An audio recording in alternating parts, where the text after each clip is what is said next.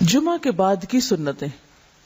نبی صلی اللہ علیہ وسلم نے فرمایا، جب تم جمعہ کے بعد نماز پڑھنا چاہو تو 4 رکعت ادا کرو. معلوم ہوا کہ جمعہ کے بعد 4 رکعت سنت پڑھنی چاہیے، اور اگر کوئی 2 رکعتیں بھی پڑھ لے تو جائز ہوگا.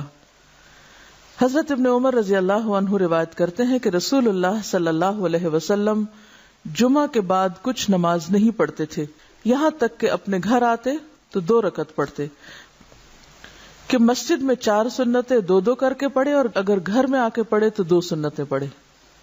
ٹھیک ہے، یعنی آپ دیکھیے کہ یہ جو اوپر 2 تطبیق ہے نا، تو ایک آپ صلی اللہ علیہ وسلم کا قول ہے کہ اگر کوئی جمعہ کے بعد نماز پڑھنا چاہے تو 4 رکعتیں پڑھے. لیکن آپ کا عمل کیا تھا گھر میں، کہ آپ نے گھر میں 2 رکعت پڑھی.